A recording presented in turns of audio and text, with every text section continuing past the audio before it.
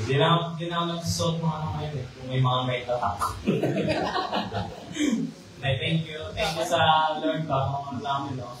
Wala akong na-explain. So, yung mga nanonood sa atin online, pwede na kayo pumunta dito. Ilagay na lang yun. Ilalagay natin po yung address na doon sa ano.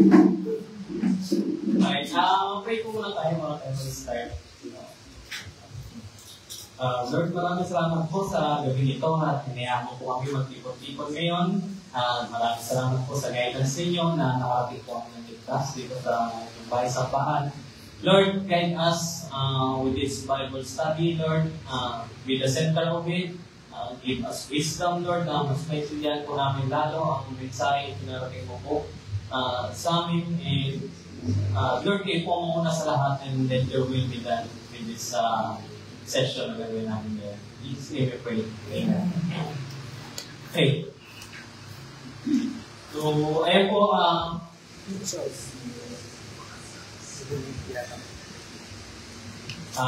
ating title for today, so, tonight pala, right na. So, Nang to Blessing. So, bago po yung, kung saan natin i-take negatively, more on, siguro, much more on sa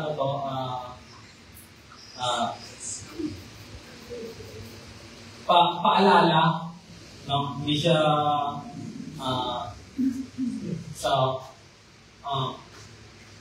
negative things about sa blessings because wala namang negative things about blessings, diba? So, yan po, ang alam po natin dito is apart po natin dito is madalas po kasi tayo na or hindi man madalas sa iba, minsan na take for granted po natin yung blessings ng Lord, no? Or mas masama pa, the Lord Himself yung take for granted po natin. Is the Lord is always blessing for us. And so marami rin pong pwedeng dahilan bakit nangyayari yung pag-iinam natin sa blessings, no? Mali po ba para sa atin yung blessings na natatanggap natin? O baka hindi nga tayo nakapagpasalamat minsan sa blessings dahil ordinary na lang ito. Ordinary na lang sa atin. So, palaging nandyan. Kaya, naging manhid na tayo. So, ganyan naman talagang ang response ng ating mga tao na kapag may araw-araw naging routine, so parang na-take for granted, nawamanhid na lang tayo sa pang-araw-araw, di ba? So, ganyan. So, sabihin ko lang po is, meron po tayong mga nakikita na sobrang liit, pero gusto rin ng Lord na ma-appreciate natin yun. And gusto ng Lord na sa mga anak niya na na-appreciate siya kahit gano'n naman pamalit. Marami po tayong verse na makikita tungkol dyan. No? And although hindi masyadong gano'n ng Lord na sa mga verse na, uy, magpasalamat ka naman, hindi rin talaga ang ganyan. Meron po tayo kagaya ng lesson last Sunday, you receive freely, and you give freely ba yun? Nakalimutan ang eksakto. Sorry, tama yan, okay? You receive freely, you give freely also. Which is, yan ang ginagawa rin sa atin ng Lord. Freely receive, freely give. Yun yung mismong ginagawa rin sa atin ng Lord. Yun yung pinaparanas na sa atin. So, dito po sa mga next slides natin, meron po tayong mga example na araw-araw nila na receive yung blessings as in, hawak kamay pa nga siguro nila si Lord. Pero imbis na purihin at bigyan ng kaluwalhatian si Lord, or bigyan ng glory ang kanyang pangalan, nakakapag-complain pa po, no? O kaya, na-take for granted lang na hindi po tayo nakakapagpasalamat kahit pati o sila sa mga sample po natin. Ayan po. Ito po yung siguro sa ano pa lang, gets yun agad kung sa part to. Sa Exodus po to, Yan po yung pinapulot nila, hindi po yan, alikapukuhan, mana po yan. Yan yung blessings ni Lord sa kanila na humingi sila ng pagkain sa Lord din eh. Pero, hindi po sila mga kontento dyan. Pag binasa niyo po yung buong verse niyan, sobrang haba po kasi kaya hindi ko na ilagay sa ating PowerPoint. Baka abutin tayo ng bukas na ito. Yan, sobrang haba po dyan. Hindi nyo makikita na na-appreciate nila ang Lord. May kasunod dyan, hihingi na naman sila, nag-complain pa sila na hihingi na sila nagpasalamat tungkol yun sa mga mahanap na receive nila. Tapos, alam po natin yan yung sa adventure ng sa Exodus. More on, napunta po sila sa disaster dahil sa kagagawan ng nila po. No? Pero mas madalas na sinisisi pa nila sa Lord yung pagligtas. Ang kaya nyo niligtas na kayo ni Lord sa abot kamay nyo na yung kung anong mga miracle yan. Miracle yung ginawa ng Lord. Pero, meron po talaga yung yan, ano na po sila, manhid sila sa blessing kasi araw-araw po talaga sila yan. Ito po sa next slide natin, meron na akong, sorry. Ayan, sa Exodus. Ito, by the day, the Lord went ahead of them in a pillar of cloud to guide them on their way, and by night, in a pillar of fire to give them light, so that they could travel by day or night. So, diba, sa umaga, anong binigay sa kanila ng Lord? Pillar of cloud. Diba? Para gabayan daw sila on their way. So, ibig sabihin, kasama nila yung Lord sa buong expedition nila, no? Hanggang gabi, andyan yung Lord sa kanila. Pero, wala kayong makikita dyan na, Lord, maraming salamat sa gabay niyo sa amin na hindi niyo kami pinababayaan. Hindi nga po sila na as in, talagang dapat nagpasalamat sila, pero they were numb by the blessings na receive nila daily. Kaya Lord, so normal na lang pa kanila, mag-bless ng Lord, di ba? Pero sa akin this day, pag ganyan, kahit gano'ng kaliit talaga minsan ngayon, lalo na pag sa mga sa miracle, mapapansin talaga natin dahil kasi alam natin, buhay ang Lord eh. Lalo na dito sa atin sa SCM, aware po tayo dyan. So dito po sa Luke naman, itong chapter po na ito is isa prodigal son, one of the palaging nagagamit na mga story ng kahit saan sa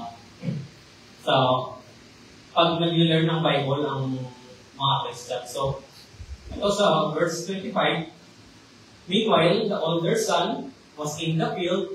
When he came near the house, he heard music and dancing. So, nagpa-party-party na daw po, no? Walang kakakarating niya lang. So, he called one of the servants and served him what was going on. And asked him, what was going on. Your brother has come, he replied, and your father has killed the fattened calf because he has him back safe and sound. So next, verse 28 to, till 30. Siya pa palang pinit sa, verse 28 to 30, the older brother became angry and refused to go in. So, his father went out and pleaded with him. But he answered his father, "Look, all these years I've been slaving for you and never disobeyed your orders. Yet you never gave me even a young goat so I could celebrate with my friends." Sabi ko kanina, di ba? Baka maliit po yun, na-receive natin blessing. And na-recall niya agad na hindi daw siya kinakayan ng camping para mag-celebrate daw ng birthday sa mga friends niya. But when this son of yours, who has squandered your property with prostitutes, comes home, you kill the fattened calf for him. So, verse 31, my son, the father said, you are always with me, and everything I have is yours. But we had to celebrate and be glad because this brother of yours was dead and is alive again. He was lost and is found. So yan po, ang representation po kasi di ba ng Father dito is the Lord na yung elder son is nagkaroon siya ng pagkamuhi sa or nagalit po siya sa kapatid niya, no? Ayan, sabi, the older brother became angry and refused to go in. Which is, bakit naman, di ba? Ay, may intindihan mo na, kasi nga sabi, dito lang ako palagi sa bahay, sumusunod ako sa inyo palagi, and wala kang narinig na reklamo. Pero, bakit daw yun, di ba? Kasi yung comparison ng sa mata ng tao, yung comparison niya, lugi-lugi siya eh.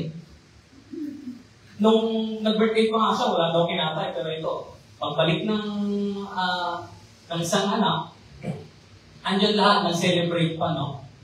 Pero, ang hindi niya po nakikita dito, na blind po siya ng, nagalit po siya, di ba? So, most likely, nang na rin sa mga blessings dahil sinabi dito ng Father ay, look, you are always with me and everything I have is yours. Alay mo, hindi ka ba mabibless na kung ano daw ang pagmamayari ng Ama sa iyo din. So, ang representation dito ng Father is the Lord na ikaw na anak.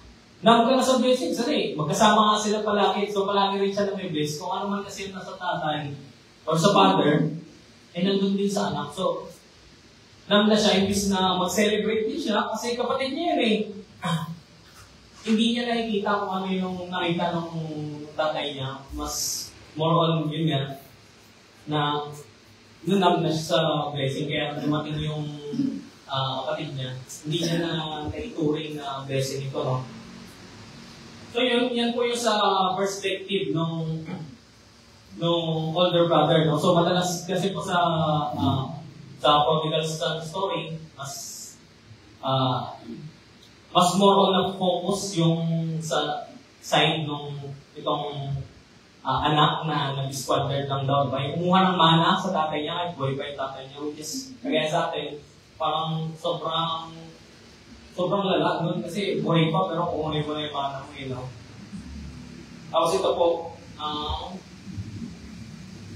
ito, pinamalala. So, ito sa akin pong ano na to eh, wala siyang testimony ko to na sa being by blessing. So, ito po yung may isang araw kasi na may po kasi akong tumakbo sa labas na nasa silip jogging ako. So, nakita akong piso, no? Sa daan. So, hinahanap ko lang.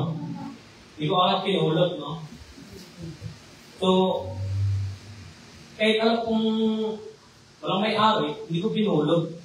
So, paano ko nasabi na walang may-ari?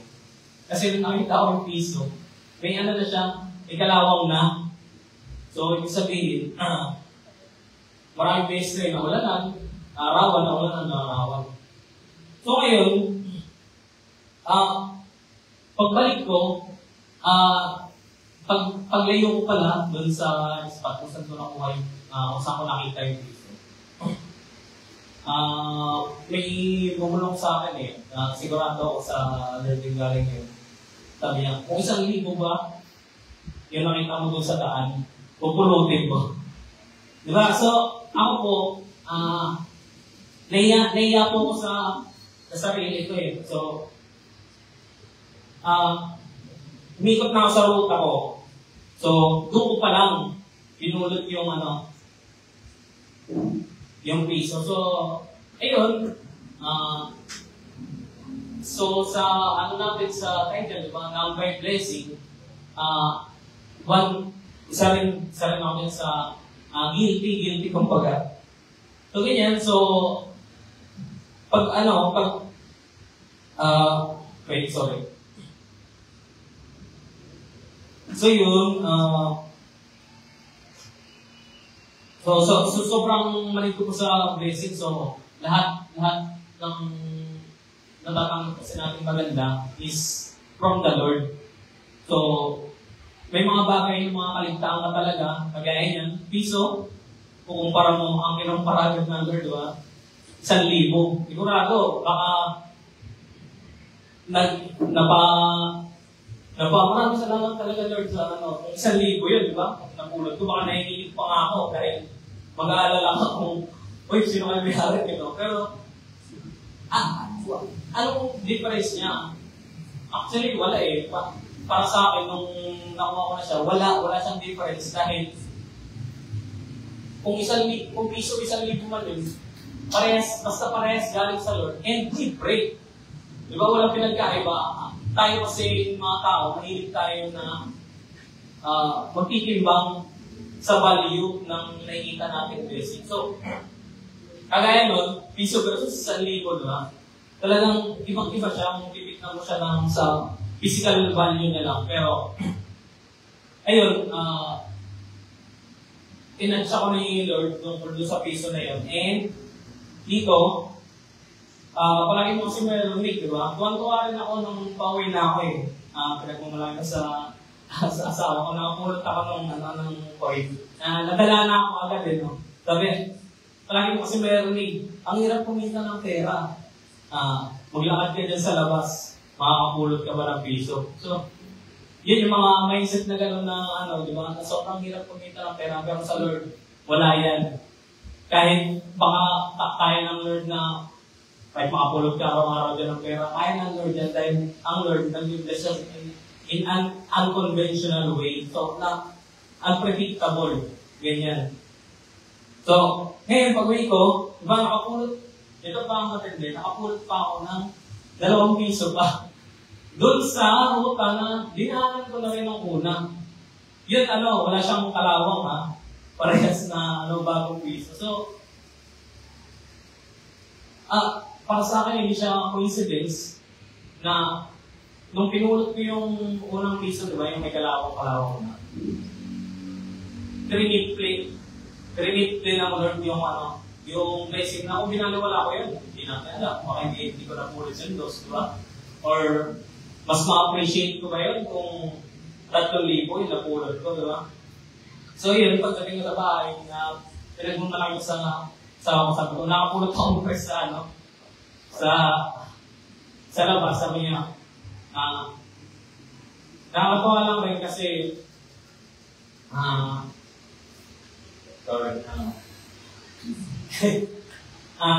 yun, na-appreciate doon ako sa ako, talaga, ganito ganyan, talaga nakapulot ka, parang magkakaibang ka, hindi ko na sinabi sa kanya na magkakaibang lugar. Or baka sanabi ko pala, sorry. Hindi ko na masyadong maalala kung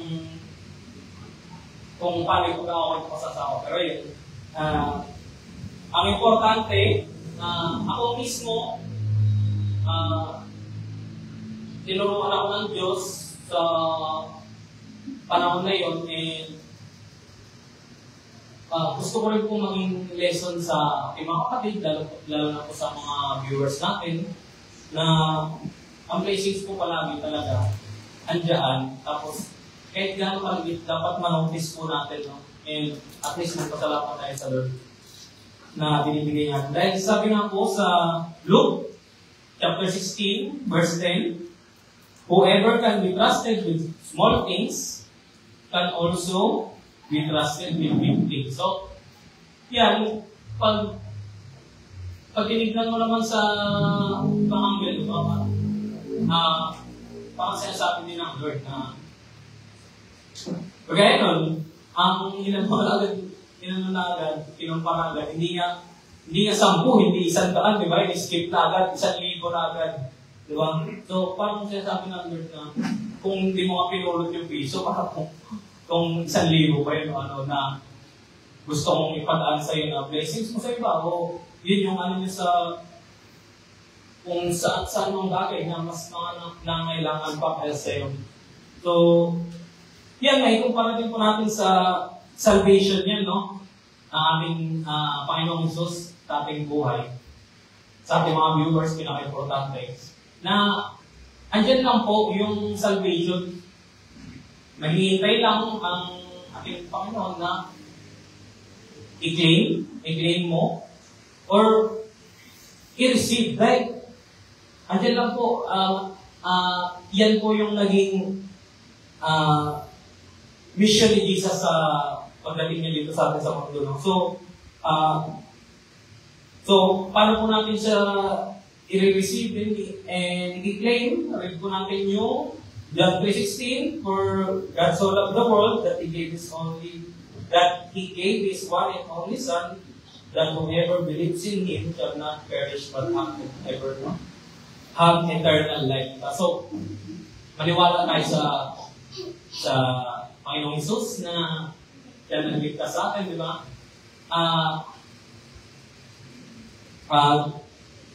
Marami pa pong verse na mas makapagpa-absorb po sa inyo na kung paano naging basics ang pagdating ng Lord sa atin dito sa mundo. Pero yun po yung nag-highlight sa akin. And sa karamihan din yung John 3:16. No? So, ang lesson po natin dito sa more on summary po pala. Let's be more sensitive po sa mga blessings ng Lord. And kaya po sabi ko una, hindi po rin to para pumuna or more likely reminder po sa lahat sa aming lahat. Blessings are free and it's from the Lord. What more could we ask na the Lord is pouring down blessings to us na kaya pang umabot sa ganyan na maging numb na lang tayo sa blessing. Diba sa mga binigay namin sample kanina, talagang nagbibigay talaga ang Lord sa atin ng blessings na hanggang sa mamanhin na lang tayo, pero hindi po dapat dahil dapat lahat po ng blessings pinagpapasalamat talaga sa Diyos. So yun, thank you po, and glory to God po. Sana po sa mga magdadagdag po, excited din po kung may marinig yung sa part nyo, and yun, kung may corrections, much better, diba? Kasi yung last example ko, sa akin lang yun eh. Diba palit pag sa Bible natin makakuha. So yun, thank you.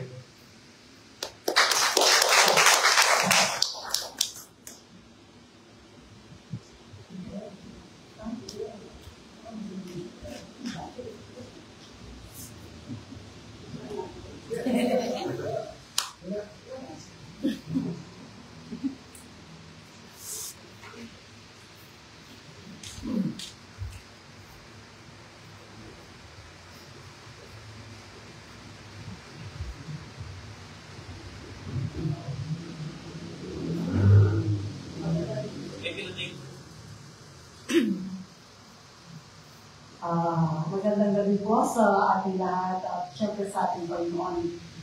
Salamat sa mensahe mo, Brother Lucky, no? Sabi ko nga, magbuhay na naman tayo. Although hindi po siya ganun kalalim, hindi katulad ng isa. Kasi ito, kadalasan ang topic po natin lang to blessings. Parang karamihan sa atin, minsan hindi na po natin napapansin yung mga pagpapalang bibigay ni God. Parang namamanhid tayo. Ano po ang dahilan dyan? Siguro over-familiarization. Minsan, kapag marami kang tinatanggap na blessings every day, o kaya halimbawa sa sahod mo, kung sumasahod ka ng napakalaki at every now and then, ang daming dumarating, minsan parang hindi mo na naisip na blessing yun kasi nagiging routinary na yun.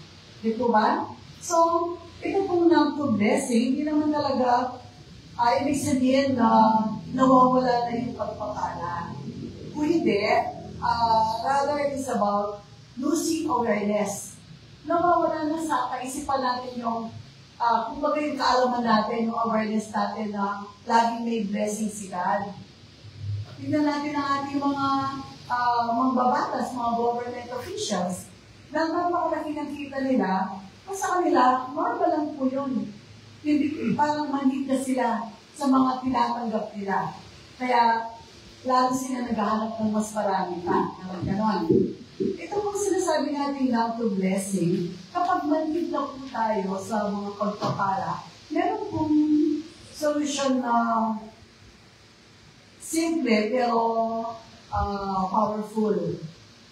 Ano po ito? Ano po ang solusyon kapag manhid na tayo sa mga pagpapala? Let's start to be grateful. Matuto po tayo magpasalamat uli sa Diyos. Balikan natin yung dati natin ginagawa na sa maliit na bagay, nagpapatake tayo. Bigyan ka lang ng pagkain ng kapitbahay mo, masalamat ka na kay God. May naglibre sa iyong pamasahe sa jeep, masalamat ka doon sa Panginoon. May nagbayad sa tuition pinaanak mo, di po ba? Maliliit na bagay pero binibigyan natin ng pagpapahalaga. We are always grateful to God.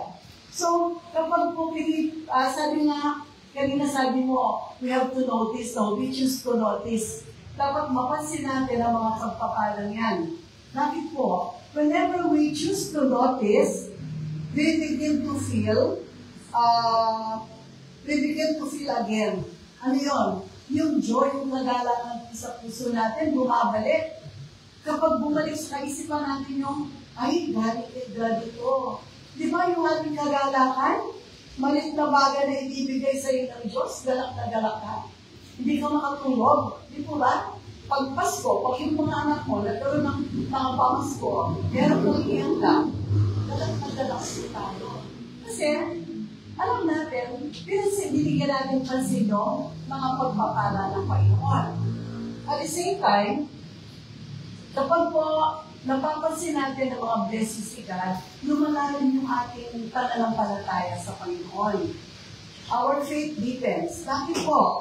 Bakit lumalalim ito? Kasi yung ating mga puso nagigising muli. At nare-realize ko natin na lagi palang nandiyan si God. Yung kanyang presensya, lagi nandiyan dyan. Hindi po niya tayo pinababayaan. Amen po ba? Na-realize na po natin lahat yan, di ba? Na kapag naiingi ka kay God, na narinig ka niya, ipagkakaloob po niya sa inyo yan. Ito po sinasabi natin, nagigising ating mga puso, no? Kapag ninonotice natin ang mga blessings, nararamdaman natin laging present si God sa buhay natin. Hindi siya nawawala. Salamat po to God, Dios of Glory. Yun lang po yung slides ko. Thank you, God, for the time.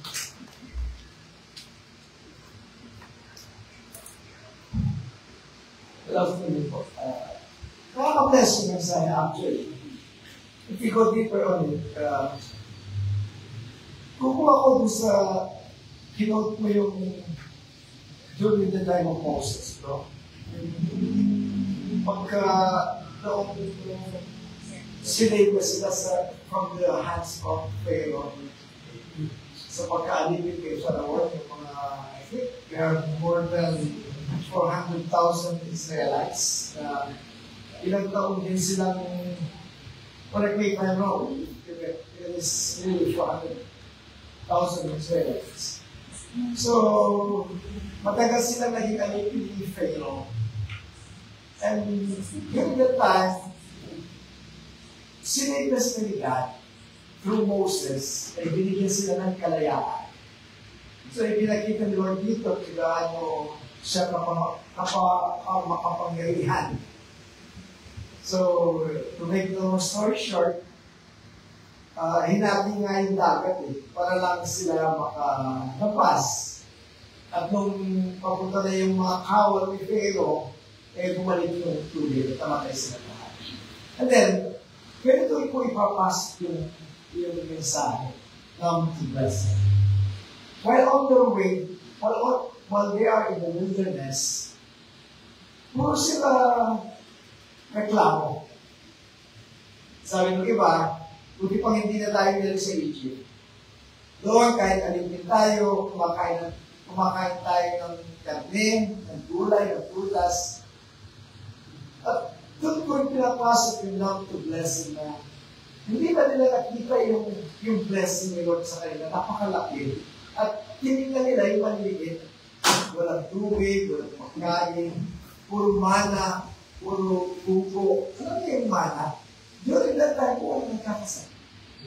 During that time, walang doktor ha, pero never sila nagkasakit for how many years sila naglalakbay sa wilderness. Alam niyo kung bakit hindi nagkakasakit? Kasi yung binabalikod ng mana ni Lord sa kanila, kumpleto po yung significance. Ilang hindi alam ng mga Israelites. Yun ang sikreto kung bakit hindi sila nagkakasakit. Pero I think, ang tawag doon, antioxidant na yun, na nagiging sila, nagpe-prevent yung kung magkakasakit sila. Then po, kasi sabi na puro ganito yung pagkain natin. Ngayon, wala naman tubig. Mareklamo sila sa mga liit na bagay na hindi nila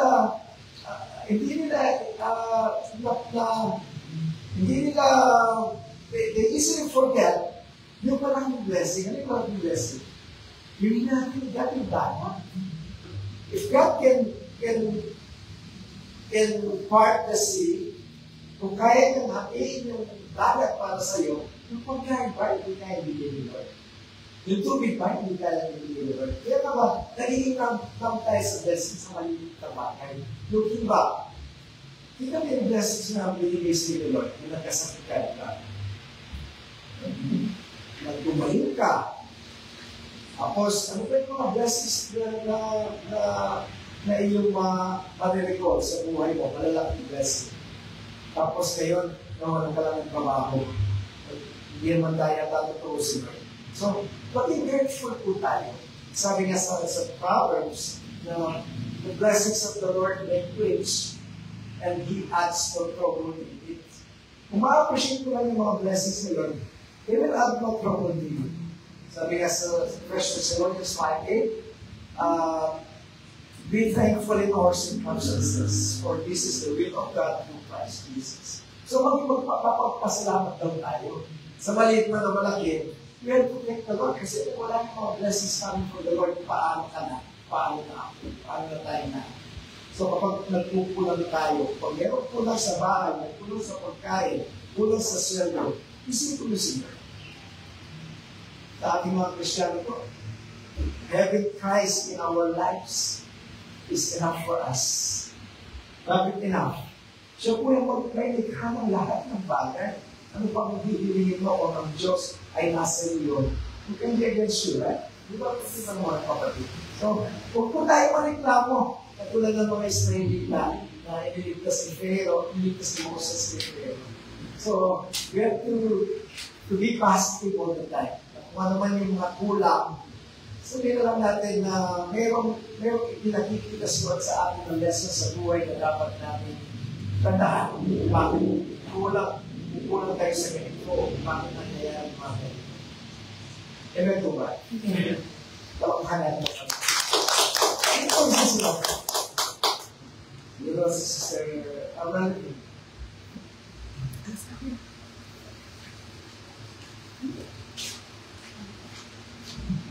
Ayun. Halos nasabi na may gusto ko sabihin, no? Pero siguro konting additional na lang. So, bakit nga ba tayo naging numb sa blessings? Number one, na-mention kanina din ako, we're becoming too familiar of the Lord. No? Nagiging very overly familiar tayo na minsan nasanay tayo ng ayos ang lahat, na masaya tayo araw-araw, tapos biglang magkakaroon ng malaking problema. Doon natin na-realize na meron pala tayong mga bagay na dapat ipagpasalamat natin. Anong ginawa ni Lord natin na-realize? Dapat pala, lagi tayong grateful. Because kung wala sa atin yung bagay, blessing ni Lord na yun, doon natin ma-realize. Maganda naman tayo palagay, di ba? Kapag merong bagay na nakukuha mula sa atin, doon natin na-realize yung importance niya. Kaya dapat lagi tayong grateful. Huwag natin antayan na si Lord. Alam mo yun, palandaanin kayo ng napakalaking trials bago mo appreciate yung blessings na binibigay sa buhay natin.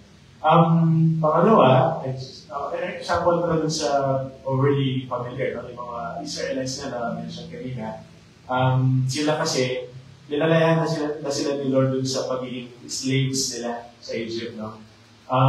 Doon pinapahirapan sila, hindi ba, kumbaga araw-araw, nagkatrabaho sila ng walang bayan, isa nagugutom, pero kumakain pa rin naman.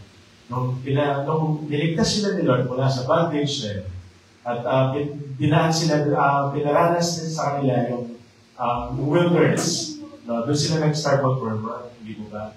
So, hindi nila nakita yung blessings ni Lord. Hindi naging out sila doon sa blessing ni Lord. Na merong pana, which is a miracle. Tayo ba, makakita tayo ng tinapay ng ulan? Di ba tayo magpasalamat kay Lord, di ba? Hindi siya usual, hindi siya pagkaraniwan. Pero sila, somehow, dahil araw-araw nakikita nila yung mana, ng ulan, may pagkain araw-araw, nakalimutan na nila magpasalamat. So, siguro yun yung reminder ni Lord sa atin ngayon. No? Ang dami nating blessings sa buhay natin, pero we forget to thank Him dahil naging very familiar tayo. O minsan naman, kapag merong trials na dumarating sa buhay natin, we forget to thank Him. Either way, nag-please natin si Lord kapag ang isang Kristiyano, meron siyang attitude na grateful, na magpasalamat. Siguro nila yung reminder for tonight. No?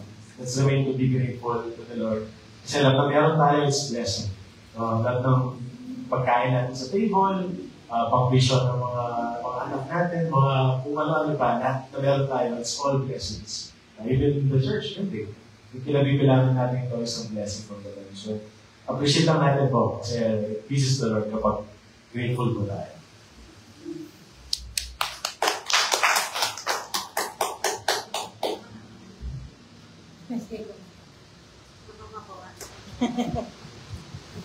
Good evening po sa ating Panginoon. Siyempre, hindi mo mawawala yung lagi kong sinasabi. Every kissing is a blessing. Amen po. So, yun po yun yung pinaka-importante, no? Na yung iba hindi na po nagigising, no? Hindi na po nakakapagpasalamat sa Panginoon. Pero tayo, na mapalad po tayo na kanyang mga anak na whenever nagigising tayo sa umaga, alam na natin na blessing ngayon and alam natin na kasama natin siya. No? So even in the struggles and challenges, blessings din po yan sa atin. Bakit po? Kasi dyan po natetest yung ating pananampalataya and also dyan po tayo natetest ni Lord kung hanggang saan kaya natin at kung anak na ba talaga tayo. No? So, ang lahat po ng hangin yan na nakikita natin ay gawa po niya and talagang we are so blessed. No? Blessed po tayo kasi kahit madaming pagsubok sa buhay, no, nakakayanan natin kasi andyan siya palagi sa ating gabi. So, ako din po, madaming testimony na nangyari, nawawalan ng trabaho, no, nagbabawal sa kumpanya, and ngayon po na-experience ko na naman. Pero, ayun nga, lagi lang akong nagtitiwala kay Lord, and naniniwala na may better plan siya para sa akin. So, yun lang, baka sabi ng Lord, talagang tsaka muna. na mag-lead ka muna sa akin, sabi niya. So, yun lang po, no? And maging mapagpasalamat tayo, hindi, porque binigyan na tayo ng word of blessings, kakalimutan na natin siya, no? Hindi po ganun. So, yun po, Lord, tagay.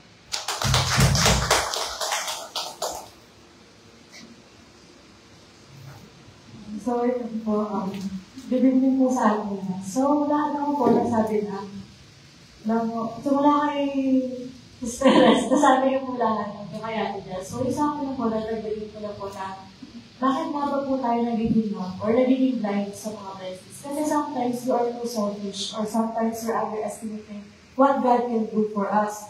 Kasi sobrang selfish po natin na gusto mong ma-achieve yung bagay nito, gusto mo yung blessing nito, bakit hindi binibigay ni God? So, selfish tayo in a way na gusto lang natin ang gusto natin. Para lang ang gusto ni God. Para yung mas gusto ni God na mas better para sa atin. doon tayo nagiging selfish na hindi natin tinitingnan or hindi muna natin pinagtitrigigan kung ano bang mas better doon sa plano natin.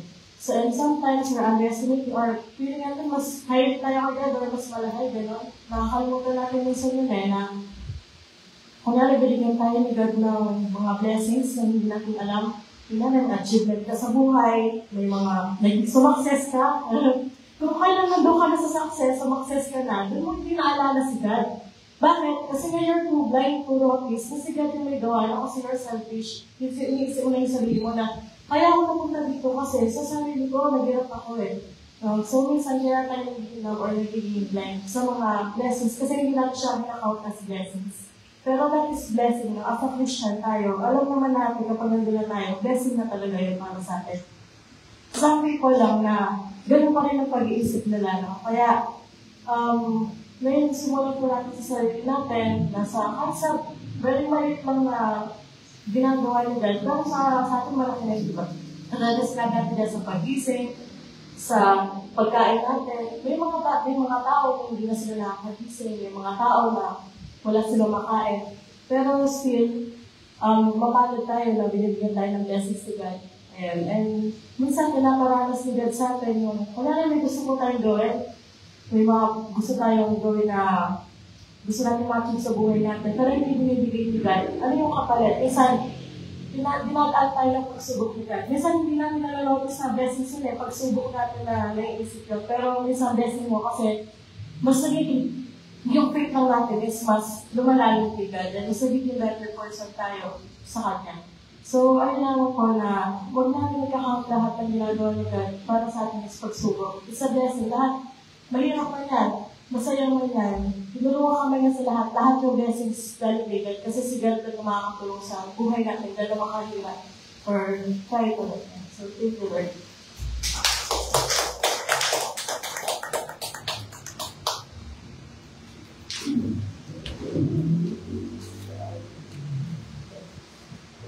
Po, i-echo ko lang po yung dinalik-dalik ng sisters, no? Nakakapalakas ng faith kapag inaalala mo yung mga blessings ni Lord kahit maliit.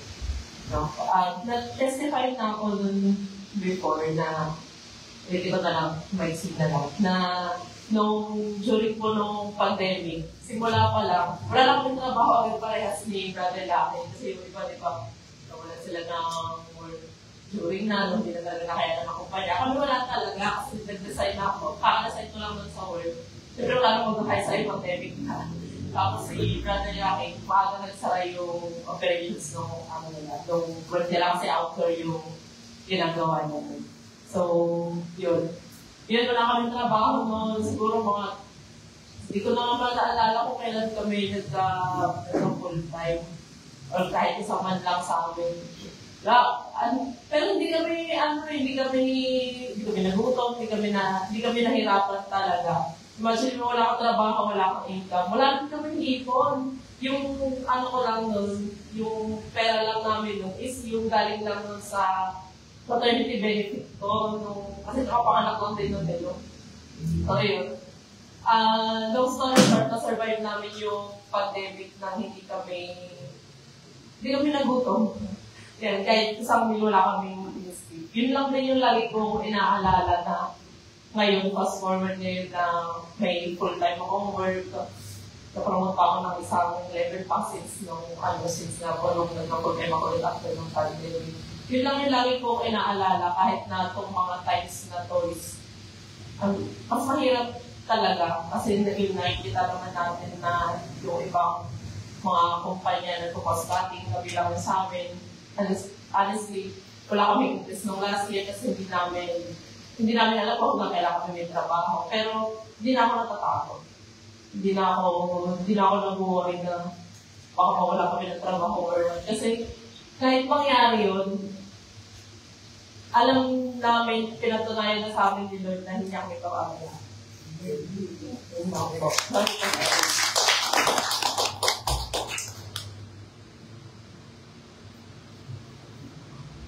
Meron ako. Wala. Nag-enjoy na po sa Ano? Sige.